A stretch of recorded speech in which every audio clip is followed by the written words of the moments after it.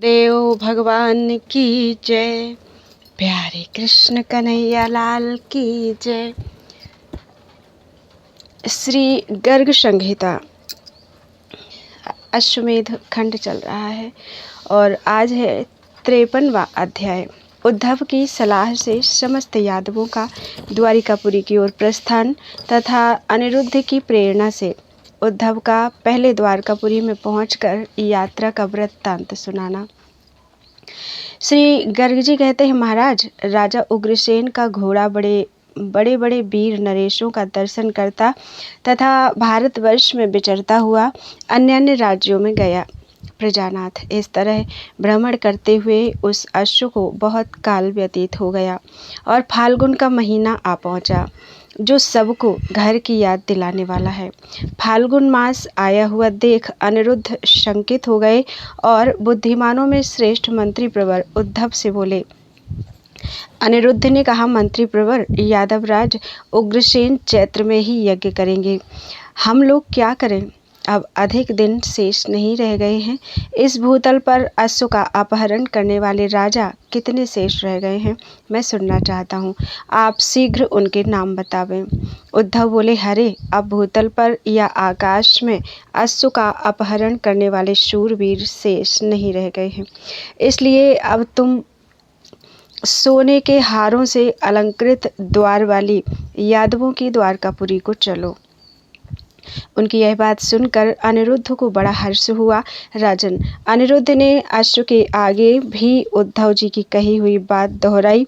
इस प्रकार अनिरुद्ध का कथन सुनकर वह सर्वज्ञ अश्व उसी तरह शीघ्रतापूर्वक द्वारका को चल दिया, जैसे लंका से लौटे हुए हनुमान जी बड़े वेग से किष्किंधापुरी में आए थे। नरेश्वर, उसके पीछे पीछे भानु और शाम्ब आदि सूरवीर वायु तथा मन के समान वेगशाली घोड़ों द्वारा दौड़ने लगे। उन सब लोगों ने अश्व के अपहरण की आशंका से उसको पकड़कर सोने की रस्सियों से बांध दिया और उसे सेना के बीच में करके अपनी पुरी की ओर प्रस्थान किया। गाजे बाजे की आवाज के साथ दुंदुभियां बजवाते, पृथ्वी को कंपित करते तथा दुष्ट शत्रुओं के मन में त्रास भरते हुए यादवगण आगे बढ़ रहे थे। यादवों के साथ जाते हुए उस घोड़े को देखकर नारद जी नया कलह या विवाद खड़ा करने के लिए दूत की भांति इंद्र के पास गए। उनके सामने घोड़े का वृत्तांत उन्होंने विस्तार पूर्वक कहा। राजेंद्र, यह वृत्तांत सुनकर इंद्र ने उस घोड़े को चुरा ले जाने का विचार किया। वे शीघ्र ही अदृश्य होकर अश्व को देखने के लिए भूतल पर आए। अहो, भगवान विष्णु की माया से सब देवता भी मोहित रहते हैं। कुबेर, ब्रह्मा और इंद्र आदि भी जब भगवान की माया से मोहित हो जाते हैं, तब भूतल के साधारण मनुष्यों की तो बात ही क्या है। इंद्र ने वहां जाकर वृषनिवंशियों की संपूर्ण सेना का निरीक्षण किया। वह सेना प्रलय काल के समुद्र की भांति भयंकर तथा करोड़ों सूरवीरों से भरी हुई थी। यादवों की उस उद्भट एवं विशाल सेना को देखकर इंद्र डर गए। राजन, श्री कृष्ण के भय से देवेंद्र अविलंब इंद्रावतीपुरी को लौट गए। यह भगवान श्री कृष्ण की कृपा थी, जिससे उन्होंने युद्ध की आशा छोड़कर चुपचाप बैठ रहने की नीति अपनाई। अनेक चतुरंगिणी टुकड़ियों से युक्त हो यात्रा करती हुई महात्मा अनिरुद्ध की वह विशाल सेना हाथियों, रथों, घोड़ों और पैदल वीरों के द्वारा स्वर्गलोक में इंद्र की सेना के समान सुशोभित हो रही थी। संपूर्ण हाथी अलग हो गए, रथ, घोड़े और पैदल भी अलग अलग होकर चलने लगे। श्री कृष्ण के पुत्रगण हर्षोल्लास से भरकर द्वारका के पथ का अनुसरण कर रहे थे। वे जम्बू द्वीप के विजेता थे और लोक परलोक दोनों पर विजय पाना चाहते थे। राजन, वे श्रेष्ठ यादव अग्रगामी वाहन श्यामकर्ण अश्व को आगे करके भांति भांति के बाजे बजाते तथा नाच गान आदि उत्सव करते हुए जा रहे थे। नरेश्वर, सांब आदि श्री कृष्ण पुत्रों तथा इंद्रनील एवं चंद्रहास आदि सहस्त्रों भूपालों से विभूषित होकर अनिरुद्ध ने आनर्त देश में प्रवेश करके सांब की अनुमति से उद्धव जी को द्वारका भेजा। अभी वह पुरी वहाँ से 2 योजन दूर थी। उनके द्वारा इस प्रकार प्रेरित हो उद्धव जी उन रुक्मवती कुमार अनिरुद्ध को नमस्कार करके शीघ्र ही एक शिविका पर आरूढ़ हुए और हर्षपूर्वक पुरी की ओर चल दिए, जहाँ मुनियों से घिरे हुए महाराज उग्रसेन सभा मंडप से विभूषित श्रेष्ठ पिंडारक क्षेत्र में निवास करते थे। राजन, जहाँ वसुदेव आदि बलराम और श्री कृष्ण आदि तथा बलवान प्रद्युम्न आदि प्रतिदिन यज्ञ की रक्षा करते थे, वहाँ उद्धव जी राजसभा में गए। उन्होंने यादवेंद्र उग्रसेन को प्रणाम करके वसुदेव, बलराम, श्री कृष्ण तथा प्रद्युम्न आदि समस्त उत्तम यादवों को यथा योग्य प्रणाम किया और उनके सामने खड़े हो गए। उन्हें देखकर सबका मन प्रसन्न हो गया। फिर उनके पूछने पर उद्धव ने सब वृत्तांत बताया। उद्धव बोले, राजेंद्र, आपका श्यामकर्ण अश्व निर्विघ्न लौट आया। अनिरुद्ध आदि श्रेष्ठ यादव भी कुशल पूर्वक आ गए हैं। गोविंद की कृपा से राजा इंद्रनील और हेमांगद आए हैं। स्त्री राज्य की साम्राज्ञी सुरूपा भी आ पहुंची हैं। भीषण सहित बक भी युद्ध में परास्त हुआ है। बिंदु और अनुशाल्व ये 2 वीर अपने अपने नगर से पधारे हैं। पांचजन्य नामक उपद्वीप में असुरों सहित बलबल को जीत लिया गया है। उस युद्ध में भगवान शंकर ने रुष्ट होकर अनिरुद्ध और सुनंदन का वध कर दिया था तथा और भी बहुत से यादव मार डाले थे, किंतु भगवान श्री कृष्ण ने वहां पहुंचकर समस्त यादवों को जीवन दान दिया। अतः यह ध्यान देने योग्य है कि श्री कृष्ण की कृपा से ही हम सब लोग सकुशल लौटे हैं। समस्त कौरव परास्त हो गए और भीष्म जी हमारे साथ ही यहाँ पधारे हैं। हमने द्वैत वन में दुख पीड़ित पांडवों को देखा और ब्रज में श्री कृष्ण विरह से व्याकुल गोपगणों का भी दर्शन किया। जो बाल्यावस्था से ही भगवान श्री कृष्ण का भक्त है, वह राजा चंद्रहास भी हमारे साथ यहाँ आया है और भी बहुत से भूपाल आपके भय से यहाँ आए हैं। श्री गर्ग जी कहते हैं, महाराज, उद्धव जी के मुख से इस प्रकार श्री कृष्ण के गुणों का गान सुनकर यादवेश्वर उग्रसेन प्रेम से विह्वल हो कुछ बोल न सके। वे आनंद के महासागर में मग्न हो गए। उन्होंने उद्धव को मणिमय हार दिया, रत्न, वस्त्र, शिविका, हाथी, घोड़े और रथ भी दिए। तब भगवान श्री कृष्ण ने शीघ्र ही उठकर हर्षोल्लास से पूरित हो भरी सभा में मित्र उद्धव से मिलकर उन्हें हृदय से लगा लिया। इसके बाद हर्ष से भरे हुए उग्रसेन ने गोविंद से कहा, श्री कृष्ण, तुम यादवों के साथ अनिरुद्ध को ले आने के लिए जाओ। बोलो वृंदावन बिहारी लाल की जय। 54वां अध्याय वसुदेव आदि के द्वारा अनिरुद्ध की अगवानी। सेना और अश्व सहित यादवों का द्वारकापुरी में लौटकर सबसे मिलना तथा श्री कृष्ण और उग्रसेन आदि के द्वारा समागत नरेशों का सत्कार। श्री गर्ग जी कहते हैं, नरेश्वर, तदनंतर उग्रसेन के आदेश से वसुदेव आदि समस्त श्रेष्ठ यादव विजय यात्रा से लौटे हुए अनिरुद्ध को लाने के लिए द्वारकापुरी से निकले। वे हाथी, घोड़ों, रथों और शिविकाओं पर बैठे थे। नृपेश्वर, उनके साथ बलदेव, श्री कृष्ण आदि, प्रद्युम्न आदि तथा उद्धव आदि हाथी पर आरूढ़ हो श्यामकर्ण अश्व को देखने के लिए निकले। नृपश्रेष्ठ, श्री कृष्ण और बलराम की माताएं देवकी आदि नारियां विचित्र शिविकाओं पर बैठकर नगर से निकली। भगवान श्री कृष्ण की जो रुक्मिणी और सत्यभामा आदि पटरानियां तथा 16,000 अन्य रानियां थीं, वे सब की सब शिविकाओं पर आरूढ़ हो उन लोगों के साथ गईं। नृपेश्वर, बहुत सी कुमारियां भी हाथियों पर बैठकर लावा, मोती और फूलों की वर्षा करने के लिए शीघ्रता पूर्वक गईं। पनिहार ने पानी ढोने वाली स्त्रियां जल से भरे हुए कलश लेकर निकलीं। सौभाग्यवती ब्राह्मण पत्नियां गंध, पुष्प, अक्षत और दूर्वांकुर लेकर गईं। रूपवती वारांगनाएं सब प्रकार के श्रृंगारों से सुशोभित हो श्री हरि के गुणों का गान करती हुई नृत्य करने के लिए निकलीं। समस्त यादव शंखनाद, दुंदुभियों के शब्द और वेद मंत्रों के घोष के साथ एक गजराज को आगे करके गर्गाचार्य आदि मुनियों सहित अपनी पुरी की शोभा निहारते हुए गए। द्वारकापुरी ध्वजा पताकाओं से अलंकृत थी। उसकी सड़कों पर सुगंधित जल का छिड़काव किया गया था। पुरी का प्रत्येक भवन केले के खंभों और बंधनबारों से शोभित था। रत्नमय दीपों और भांति भांति के चंदोबों से द्वारकापुरी उद्दीप्त हो रही थी।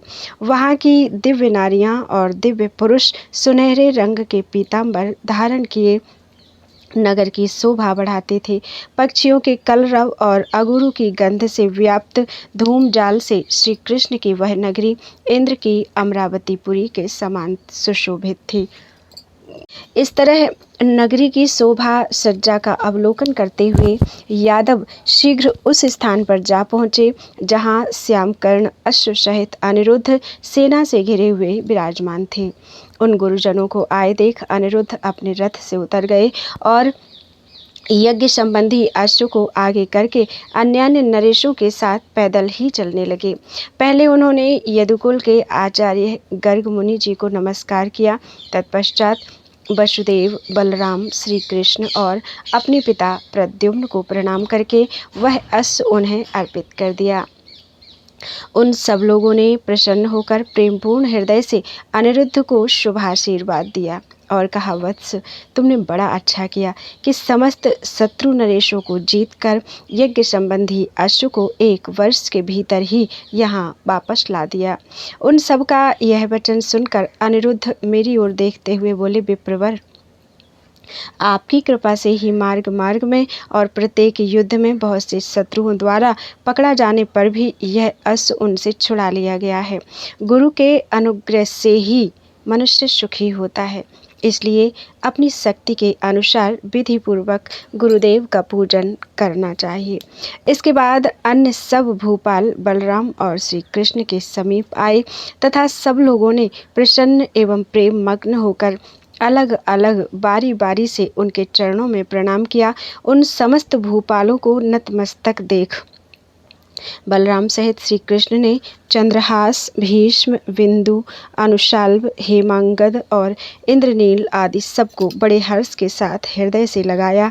अतः श्री कृष्ण भक्त से बढ़कर दूसरा कोई इस भूतल पर नहीं है। नृपेश्वर। तदनंतर उस यात्रा से विजयी होकर लौटे हुए अनिरुद्ध को हाथी पर बिठाकर वसुदेव जी समस्त यादवों तथा मुदित पुत्र पौत्रों के साथ प्रसन्नतापूर्वक कुश स्थलीपुरी में गए। उस समय देवांगनाएं उन सब के ऊपर फूलों और मकरंदों की वर्षा करने लगी तथा हाथियों पर बैठी हुई कुमारियों ने खीलों और मोतियों की वृष्टि की। वे सब लोग नृत्य, वाद्य, गीत और वेद मंत्रों के घोष से सुशोभित हो जिसकी सड़कों पर छिड़काव किया गया था, उस द्वारकापुरी की शोभा निहारते हुए पिंडारक क्षेत्र में गए। सब राजा यादवों के उस देव दुर्लभ वैभव को देखकर आश्चर्यचकित हो अपने अपने वैभव की निंदा करने लगे। उन्होंने यज्ञ स्थल को भी देखा जो घी की सुगंध से भरे धूमजाल तथा ब्राह्मणों के मंत्र घोष से व्याप्त था। फिर वहाँ के असिपत्र व्रतधारी यदुकुल तिलक महाराज उग्रसेन को भी उन्होंने देखा जो देवराज इंद्र के समान तेजस्वी, जितेंद्रिय, हृष्ट पुष्ट और दीप्तिमान थे। वे कुशासन पर बैठे बड़े सुंदर लग रहे थे। उन्होंने नियम निर्वाह के लिए आभूषण उतार दिए थे, हाथ में मृग का श्रृंग ले रखा था और अपनी रानी के साथ मृगछाला पर ही वे विराजमान थे जो उक्त कुशासन के ऊपर बिछा था। महाराज उग्रसेन घृत, गंध और अक्षत आदि से यज्ञ मंडप में अग्नि की पूजा कर रहे थे। उनके साथ ऋषि मुनि बैठे थे और उनके नेत्र धुआं लगने के कारण लाल हो गए थे। अनिरुद्ध आदि यादवों ने वाहनों से उतरकर यज्ञ संबंधी अश्व को आगे करके बड़ी प्रसन्नता के साथ महाराज को पृथक पृथक प्रणाम किया। इसके बाद यादवराज श्री उग्रसेन ने उन समस्त नरेशों और यादवों का अपनी शक्ति के अनुसार यथा योग्य सम्मान किया। तत्पश्चात अनिरुद्ध ने शीघ्रतापूर्वक नमस्कार करके दोनों हाथ जोड़कर सबके सुनते हुए उन जम्बूद्वीप के स्वामी महाराज उग्रसेन से कहा। अनिरुद्ध बोले, महाराज, इनकी ओर देखिए। ये नरपतियों में श्रेष्ठ राजा इंद्रनील बड़े प्रेम से आपके चरणों में पड़े हैं। आप देवता की भांति ने उठाइए। हेमांगद, अनुसाल्भ, बिंदु, श्री चंद्रहास तथा ये देवव्रत भीष्म जी भी आपके समीप आए हैं। आप इन पर दृष्टिपात कीजिए। ये मेरे रक्षक जाम्बवती नंदन शांब पधारे हैं, इनकी ओर देखिए। श्री रुद्रदेव ने इनको और मुझको भी मार डाला था, किंतु परमात्मा श्री कृष्ण ने हमें जीवन दान दिया। इसी तरह रुद्र द्वारा मारे गए और श्री कृष्ण कृपा से जीवित हुए इन सुनंदन पर भी दृष्टिपात कीजिए और अन्य समस्त यादवों को भी देखिए, जो श्री कृष्ण कृपा से ही यहाँ लौटकर आए हैं। निर्विघ्न लौटे हुए इस यज्ञ के घोड़े को ग्रहण कीजिए तथा आपने युद्ध के लिए जो तलवार दी थी उसको भी ले लीजिए। आपको नमस्कार है। अनिरुद्ध का यह वचन सुनकर यादवराज उग्रसेन बड़े प्रसन्न हुए। उन्होंने उनकी प्रशंसा करके अन्य अन्य नरेशों को भी यथा योग्य आशीर्वाद दिया। फिर समस्त नरेशों का पूजन करके वे देवव्रत भीष्म से बोले, भीष्म जी आइए और मेरे साथ हृदय से हृदय लगाकर मिलिए। यूं कहकर यदुकुल तिलक उग्रसेन ने उठकर उनका गाढ़ आलिंगन किया। इसके बाद दान मान से सम्मानित हुए वे राजा तथा यादव बड़ी प्रसन्नता के साथ द्वारकापुरी के विभिन्न ग्रहों में निवास करने लगे। नरेश्वर तदनंतर अनिरुद्ध को शांब आदि के साथ आया देख देवकी, रोहिणी, रुक्मिणी तथा रुक्मवती आदि पूजनीय स्त्रियों ने उन्हें हृदय से लगाकर बड़े हर्ष का अनुभव किया। राजन, सुरूपा, रोचना और उषा इन सबको भी बड़ी प्रसन्नता हुई। सांब की प्रशंसा सुनकर दुर्योधन की पुत्री लक्ष्मणा नेत्रों से आनंद के आंसू बहाती हुई अत्यंत हर्ष का अनुभव करने लगी। नृपश्रेष्ठ सेना सहित अनिरुद्ध के लौटाने से द्वारका के घर घर में मंगल उत्सव मनाया जाने लगा। बोलो वृंदावन बिहारी लाल की जय। 55वां अध्याय व्यास जी का मुनि दंपति तथा राज दंपतियों को गोमती का जल लाने के लिए आदेश देना, नारद जी का मोह और भगवान द्वारा उस मोह का भंजन, श्री कृष्ण की कृपा से रानियों का कलश में जल भरकर लाना।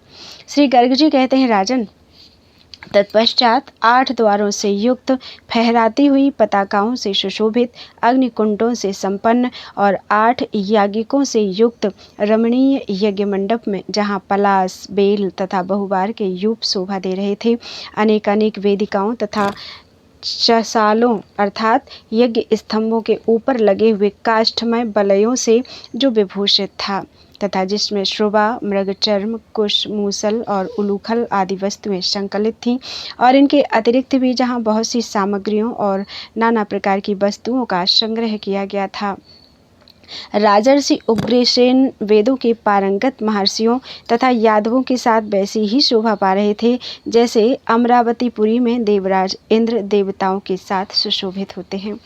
भगवान श्री कृष्णचंद्र के आमंत्रण पर नंद आदि गोप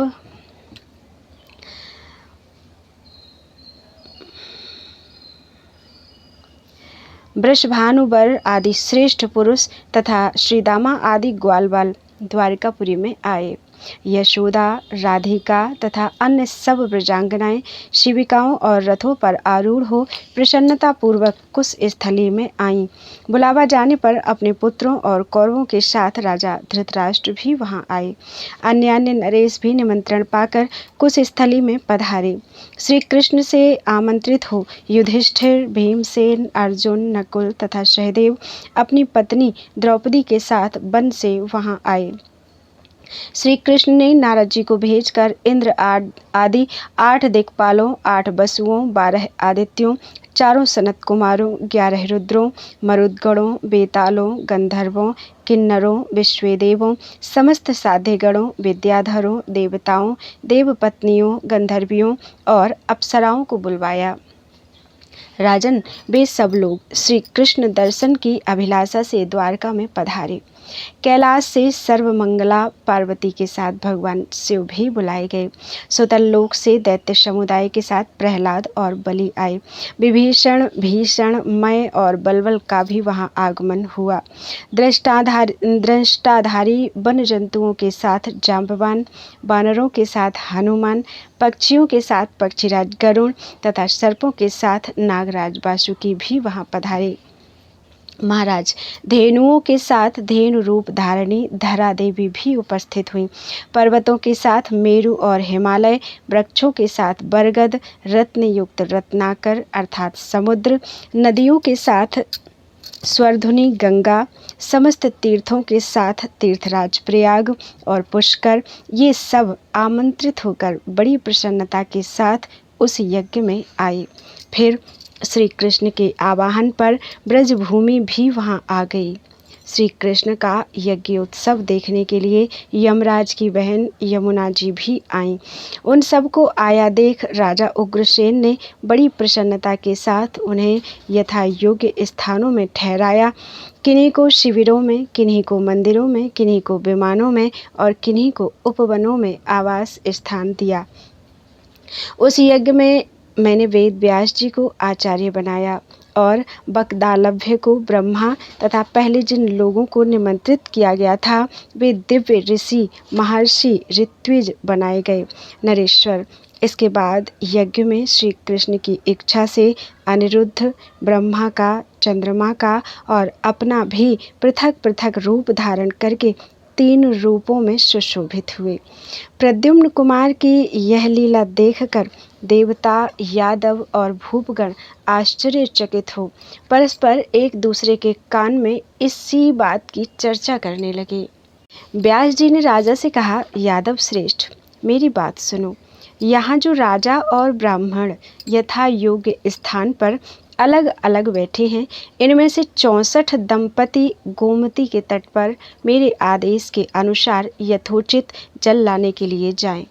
अदिति के साथ कश्यप, अरुंधति के साथ वशिष्ठ, कृपि के साथ द्रोणाचार्य, अनसुया के साथ अग्नि, रुक्मिणी के साथ श्री कृष्णचंद्र, रेवती के साथ बलराम, मायावती के साथ प्रद्युम्न, उषा के साथ अनिरुद्ध, सुभद्रा के साथ अर्जुन, लक्ष्मणा के साथ सांब और अपनी अपनी भार्याओं के साथ हेमांगद आदि राजा भी जाएं। श्री गर्ग जी कहते हैं, राजन, इस प्रकार व्यास जी के कहने से सपत्नीक ब्राह्मण और राजा पल्लव बांधकर गोमती का जल लाने के लिए गए। देवकी, रोहिणी, कुंती, गांधारी और यशोदा को आगे करके रुक्मिणी सहित श्री कृष्ण ने कलश उठाया। इसी प्रकार रेवती के साथ बलराम तथा जो भी सपत्नीक भूपाल थे उन सब ने फूल और पल्लवों सहित सोने चांदी के कलश लेकर गोमती तट को प्रस्थान किया। उस भीड़ में रुक्मिणी के साथ श्री कृष्ण को जाते देख नारद जी झगड़ा लगाने के लिए सत्यभामा के भवन में गए। भगवान की उस भार्या को घर में अकेली देख उसके द्वारा आगमन का कारण पूछे जाने पर वे बोले, नारद जी ने कहा, सत्राजित नंदिनी, मैं देखता हूँ इस घर में तुम्हारा कोई आदर नहीं है। श्री कृष्ण रुक्मिणी के साथ गोमती का जल लाने के लिए गए हैं। बहुत से लोग तुम्हारे पास याचना करने आते हैं।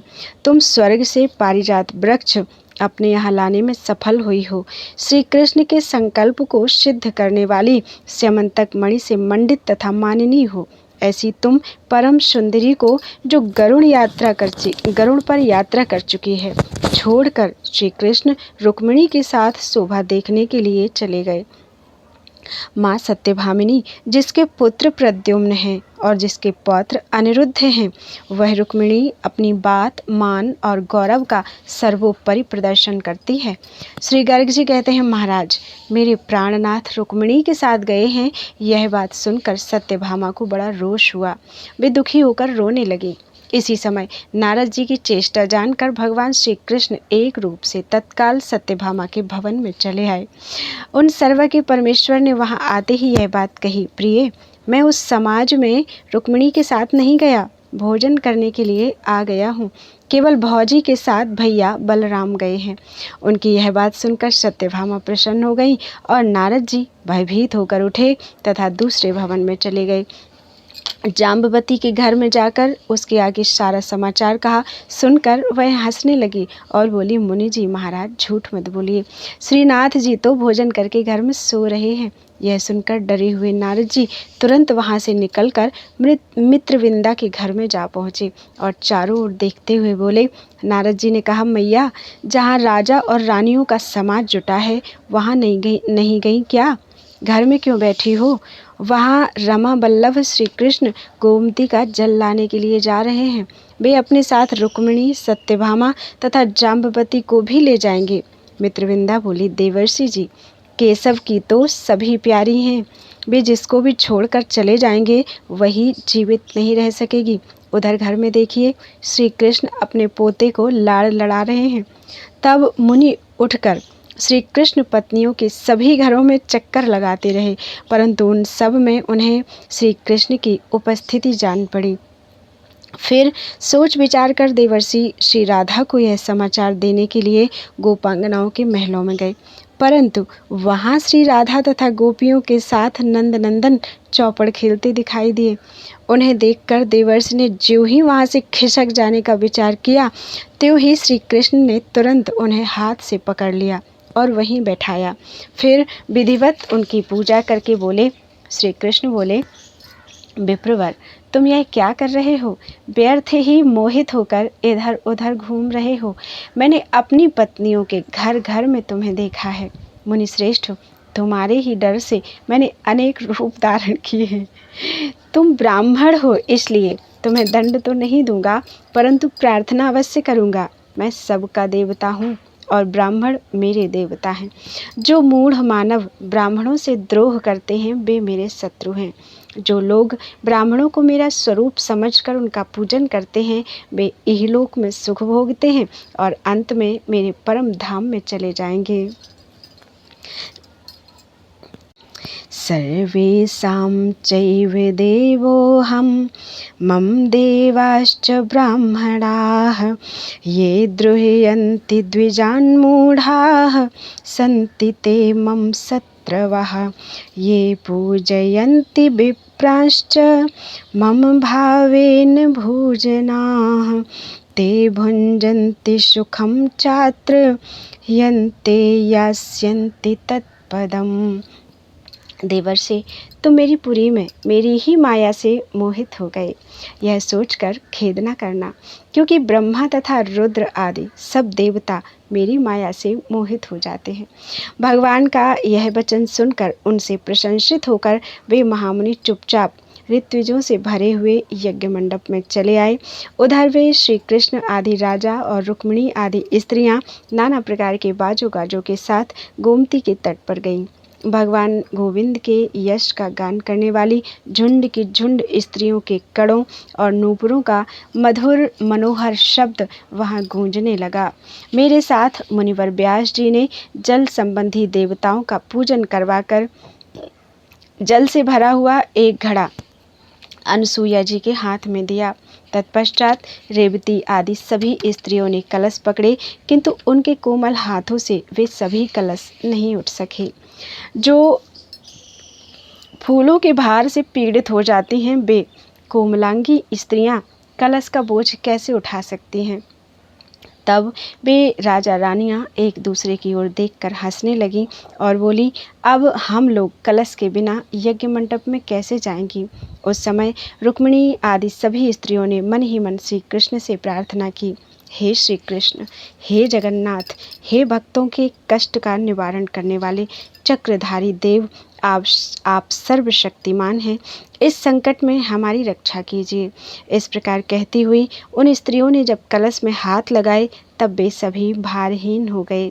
उन्होंने रत्नों तथा मोतियों से विभूषित अपने अपने मस्तक पर उन कलशों को उठाकर रख लिया और अपने पतियों के साथ वे शीघ्रतापूर्वक यज्ञ मंडप में चली आईं, जहाँ भेरी, शंख और पणव आदि बाजे बज रहे थे। गोमती का जल लाकर उन सब ने उस स्थान पर पहुंचा दिया जहाँ श्यामकर्ण अश्व के साथ यादवराज उग्रसेन विराजमान थे। इस प्रकार श्री गर्ग संगीता के अंतर्गत अश्वमेध खंड में गोमती के जल का आनयन नामक 55वां अध्याय पूरा हुआ। बोलो वृंदावन बिहारी लाल की जय। त्वदीयं वस्तु गोविंदम तुभ्यमेव समर्पयेत्।